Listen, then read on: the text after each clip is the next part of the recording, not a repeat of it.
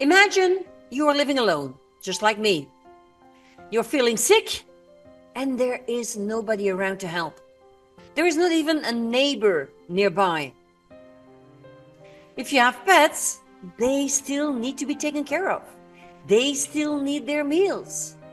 And you feel like the energy is just flowing out of your body.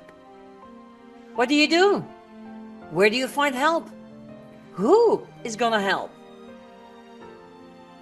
Maybe you are like me, living alone and not really have any friends nearby, no family nearby.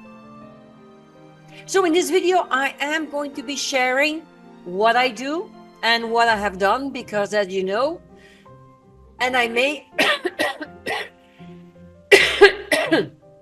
and I was gonna say, and I may still cough now and again. I have been sick since November 1. And it all started very innocently.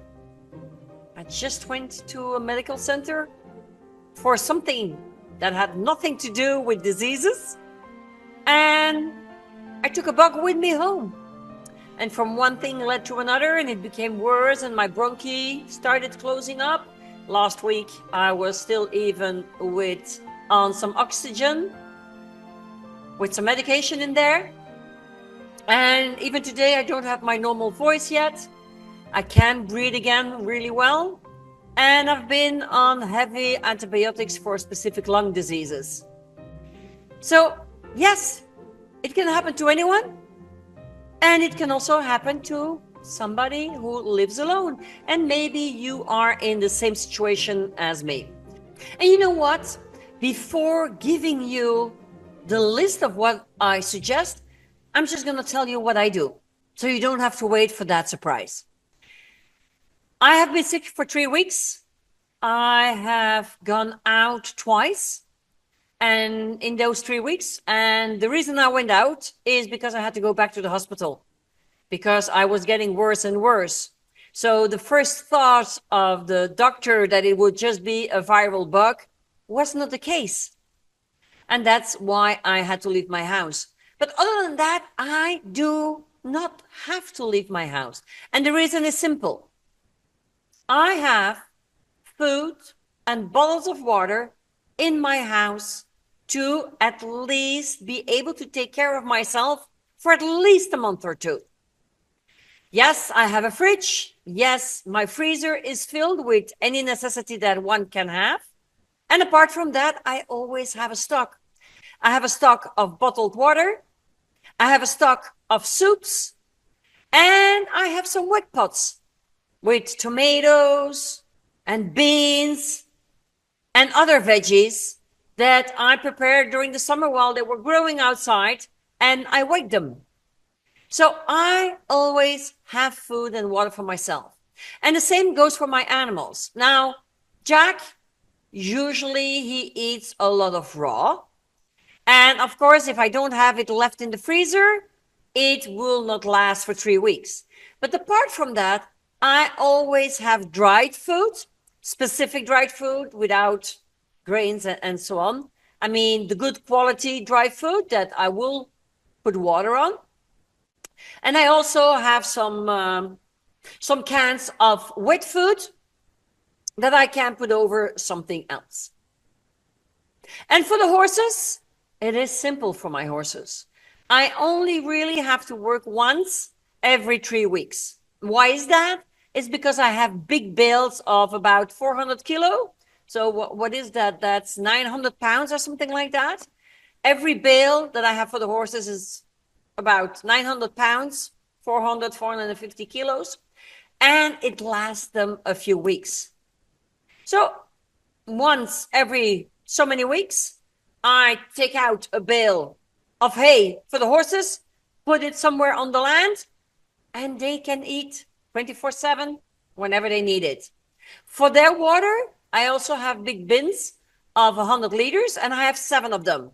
So even with that, and certainly now in winter, they do not need me to go down there and fill the water barrels every day. If I do it once a week or even less than once a week, now that we're in winter, it's totally fine. And a part of that, I also have an automatic water dispenser for the horses. And down on the land, all the way down on the land, there is also a little stream of water. So what I was saying is, I didn't really have to go out because I was prepared. Now, you are maybe living alone for the very first time, and you are not used to have everything prepared for in case that you're sick. So let me just give you some strategies and some tips. Now, first of all, we have the immediate self-care strategies. And what are your basic needs? Your basic needs is hydration and nutrition. So always see that you have some water bottles in the house, even if they are in the cellar or in the garage. And for the nutrition, yeah, just like I do, stock up on some easy to prepare meals like soups and canned goods. And meal replacement drinks are one of them. So that's the basic needs, hydration and nutrition. Now, another one is medication. And for medication, it's just see that you have something in your house that you can get over the counter, like a simple painkiller or a simple fever reducers, although I am not in favor of fever reducers in general. Why? If you're having a fever, it means that your body is fighting against an intruder. And as long as your fever is not high, it's better to let your body fight the intruder than you bringing your fever down and nobody's fighting the intruder. Of course, if your fever is going too high, for sure you need to take something, and you also need to see your doctor. Another medication is also to see that you have some cough syrups ready. There again, I made my own cough syrup. 15 years ago, 20 years ago, an elderberry syrup, just made from something you can collect in nature. Other than that, I would also say, make sure that you have a connection in your phone with local pharmacy and local doctors, so you can always call them in case of emergency, in case you need it, because they can always have it delivered to your house. Where I live, if you can't leave the house, even the doctor will come to your house to come and check you out and help you with whatever is needed, of course, on the medical level. The next thing is rest and recuperation. When you are feeling unwell, don't start pushing through. Take the time you need to rest, because your body is the strongest to heal when you're resting and when you're sleeping.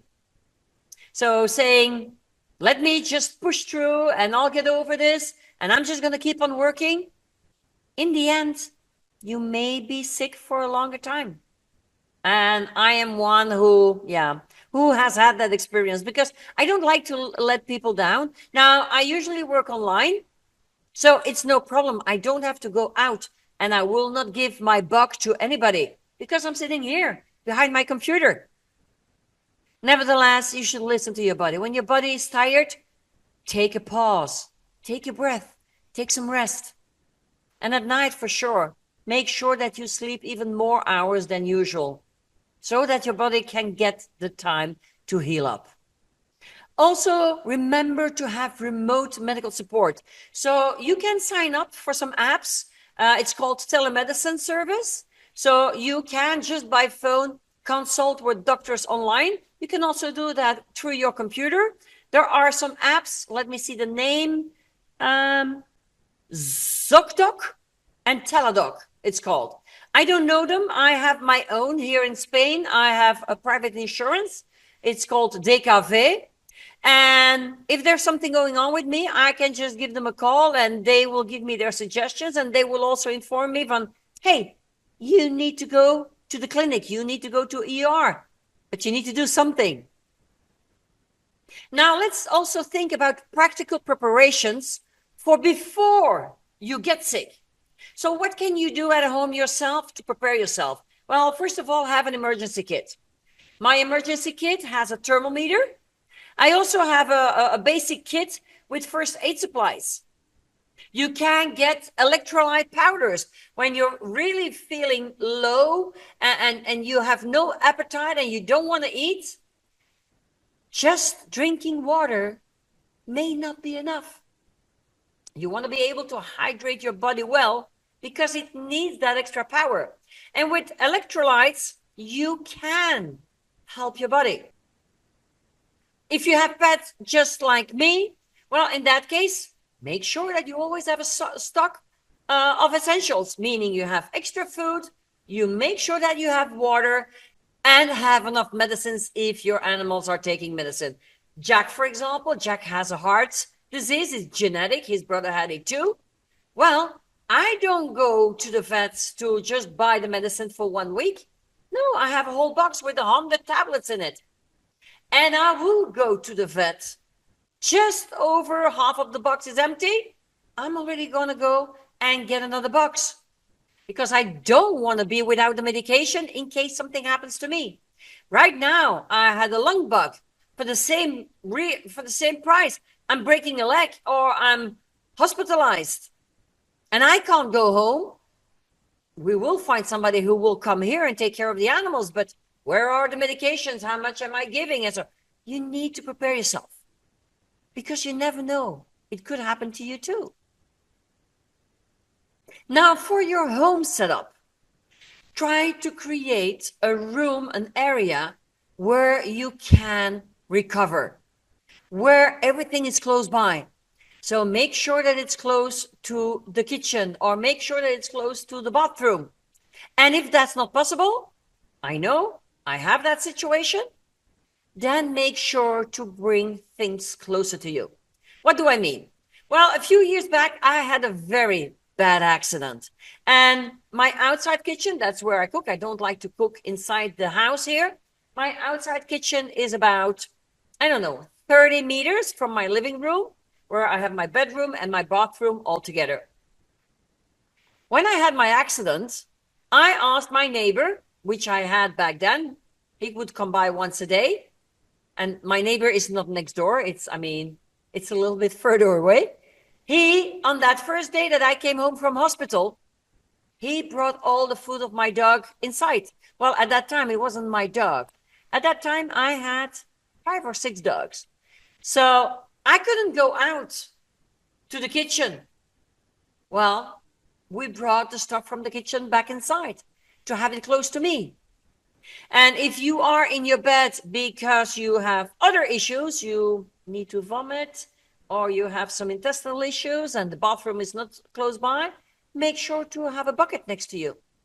There are even specific buckets with a top on. I can share a picture if I find it quickly. It makes it a lot easier if you can't get anywhere because you have broken legs or whatever, and you can't get 5 or 7 times a day to the toilet, to the bathroom, then at least you have something close by that you can use. Also, I have it in my car. I have it in my kitchen. That are some grabbers. If you are hurt and you can't get up, take a grabber to pick up something from the floor, to pick up something that's further away from you. Try to make it as easy as possible for you. Another thing that many people have an issue about is with backup power. Now, I live off grid. I am not connected to the mains. So I have a solar system here with big batteries. But a part of that, I also have a generator. And I have some cans with gasoline. For the day that I would not have power for one or the other reason, at least I still have a generator and some gasoline to put that generator to work. If you don't have that, and if you can't have a generator in your home, or because you're in an apartment or so, make sure you have little things to make life easy. I have a little 1-plate cooker with a little bottle of gas that I can use. I have it because I travel also with my van, so I have it in there. And that way you can at least prepare some hot water and some hot meals.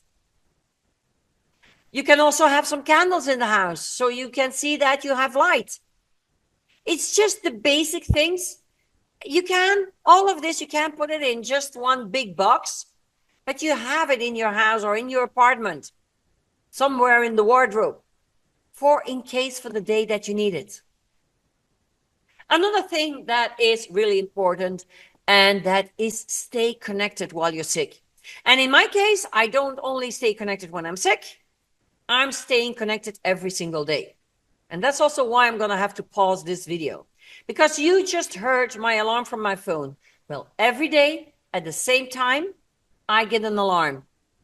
And that's the time when I send a message through my WhatsApp to a group of friends I have in Belgium and the Netherlands. So people that I've known for many years.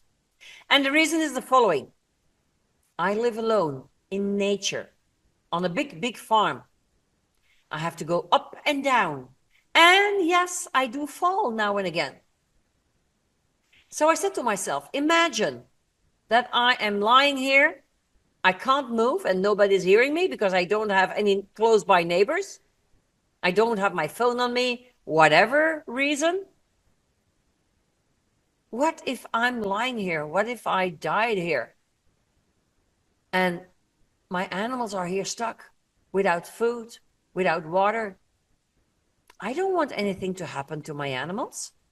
So I connected with some friends of mine and we made a little group. And I said, you know what? It is important for me that somebody knows or somebody connects in case you don't hear from me. And that's why every day at more or less the same hour when my alarm goes off and I have a moment, I send a little message or I send a hands up or I said everything is fine. And at least they know that I'm okay. That way, my animals will never be alone for more than 24 hours and probably even less because we're a group of 8 people in there. And yes, these are people I've known for 15, 20 years. There is somebody in there that I've known since high school. And if they don't get a message from me, one of the 8 will write a little message and say, hey, Eva, it happened once 2 weeks ago. I just forgot I was in the hospital because I was getting worse. I was in the hospital. The alarm went off and I had silenced everything because I was in the hospital. And in the afternoon, one of the friends wrote, hey, Eva, are you okay? So they were checking up on me. And if I don't react back, they have a number of my vet clinic that they can call to let them know, hey, something happened to Eva. Could somebody please go and have a look? That way, I am sure that if something happens to me, there always will be somebody coming to look what's going on with me and take care of the animals if needed. Other ways that you can use it is to have an emergency alarm. You know, those little things that all the people would wear around their neck that they can click on. And I think it's called Life Alert. And I also heard that some have an automatic sensor in it that if you would fall, the brusque movement will already alert the company that something happened to you. They will then call you. If you don't answer the phone, they will call a family member or the number from a friend that you left with them. And they will ask them to come and see if you are okay. If nobody's answering, they will send an ambulance to your home to come and see what's going on. And finally, you can also look for local support. Now, I know I've seen that and reactions to all the videos that I made. I've seen people who's told me, hey, I live alone and no, I don't have any friends. Nevertheless, you could start to make a connection with local community groups or even Facebook groups or on Instagram, all depending on which social media you are, and just connect there. Even if you don't like to see people, if you like to live alone, be in your own little world, I understand that. I am like that. But in this case, it's not just about me. I don't want anything to happen to my animals when something happens to me. There's a difference. And with having a connection with your local community, that also includes where you do your shopping. Because nowadays, it's easy to also order your shopping online and to have it delivered to your home. It's all possible. You just need to make the connections. You just need to ask in your local shop where you usually do your shopping, hey, could this be delivered to my home? It can be done. You don't have to be on your own and taking care of everything when we have services who can help you. Now, for managing the pet care, in the past, I'm talking about 10 years ago, I did have one person who would come by on a Saturday morning to help with the horses, to help clean up, and to help with some weeding and so on. Nowadays, I have two ways to find help. When I'm good, or even when I'm not so good. One thing is trusted house sitters. I have like two little homes here, one next to the other, while the other is 200 meters away. So there is some space between us. And there you just give in the dates of when you are looking for help. You don't have to pay these people. They see it to have a place to stay while they are in your country, in your city, and they can come and take care of your pets. On the other hand, I also work with an organization that's called workaway.info, and these people, they come work 5 hours, 5 days a week. They get 2 days off, and in exchange, they get that little house that I have over there. Well, it's not that little, and it has its own little pool. But what I mean is, in exchange for helping me 5 hours per day, 5 days a week, they get the house to live in, and they get all the meals for free. So it's a nice exchange, because I could be renting out that house, which would make me money. So instead, they are getting it to live in and helping me 5 hours a day, 5 days a week. What you also could do, what I'm doing, like, for example, next week, in about a week's time from today, I will be taking a flight to the United States if I am completely healed, because I wouldn't be able to live with myself going on a plane and still having something bad in my body. Then I'm not taking the planes. But if I'm well, in a week's time, I will be leaving. And I'll be leaving for 2 weeks. During that time, I have house sitters who are coming into the house and who are going to be feeding my dog. They are going to keep an eye on the horses, but as I explained, the horses have abundant food 24/7, so they don't need to be fed every day. Now, I prepare food for my dog. Why? Because my dog is used to not just eat dry food for dogs, but he gets fresh food, he gets vegetables, he gets meat. And what I do is I prepare the meals and I freeze them in.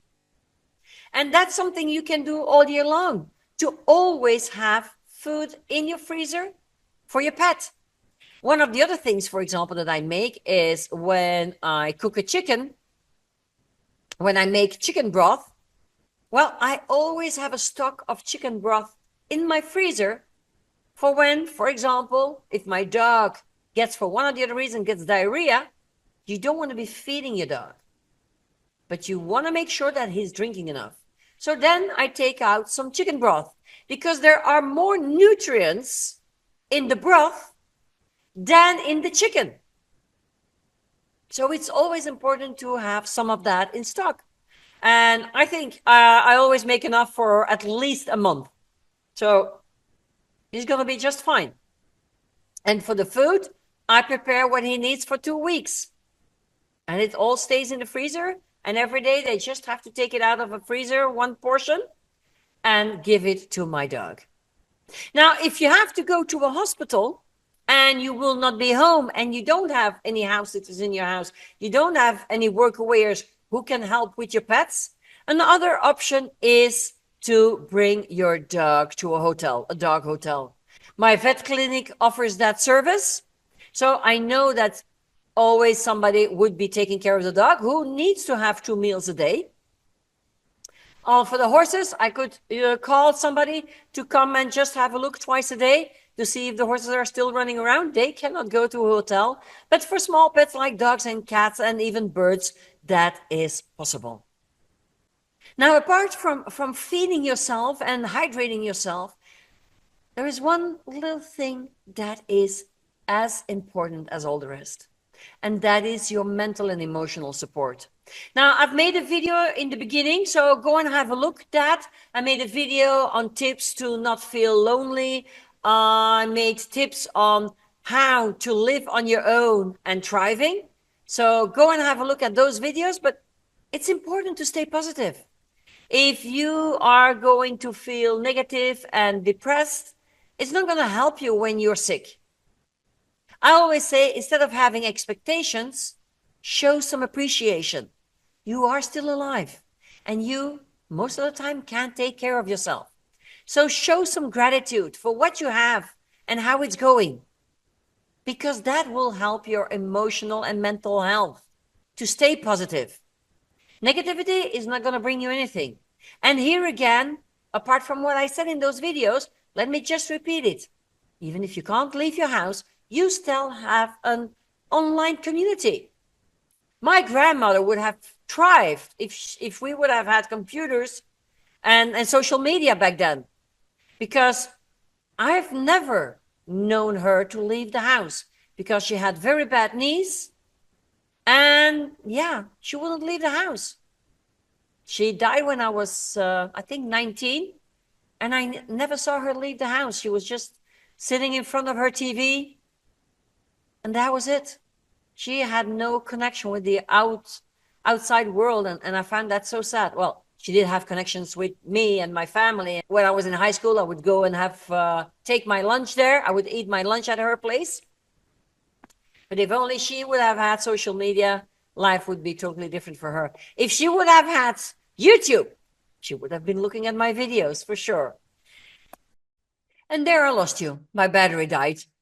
What I wanted to say, it's one thing to be living alone in a house, an apartment, in an urbanization, or in a city. And it's a completely other thing to living alone remotely. I mean, I live in nature. I don't have any direct neighbors. Sometimes I don't leave my house for a week because I'm working online anyways. It's a different situation on how easy it is to connect with people. So just remember to think of local networks, either in person or online. And if you are like me, living in nature, far away from shops, it takes me 15 minutes to reach a shop, then make sure that you have enough food and water in your house to be able to hydrate yourself and to have something to eat. I'm going to give you another example. A few years ago, when COVID started, remember what happened? All the shops needed to close at a certain moment. And once they started to open, over here in Spain, for example, it was, okay, one person can come in. When one person gets out, the other one can come in. And in bigger shops, it was maybe 5 or 10 persons. And then they went to 50 persons. I drove by some of these shops where I saw a line outside of 10 to 20 to 30 people waiting in line to go and buy a bread, waiting in line to go and buy some meat. I never had to go to those shops. I was able, with everything I had, and at that moment, I also took care of my elderly neighbors who were in their late 70s. I didn't want them to go out. So I just asked them, what do you need? Oh, I have that in my house. I have that in my house. Here it is. In those first few weeks, I did not go out, and I didn't have to because I had all those reserves. So even if you're healthy, even if you have a shop next door, please take some canned foods, take some soups, make it easy for yourself, and see that you always have reserved food in your house for yourself and your pets. And I'm going to leave it at that, because this has been going on already much too long, I think. Or if not, just let me know. And I will make sure that there is a video on time for next week. I have coughed a little bit. You didn't see that. I had to cut the video here and there. But I'm happy that I am at least able to speak again. I'll see you next week.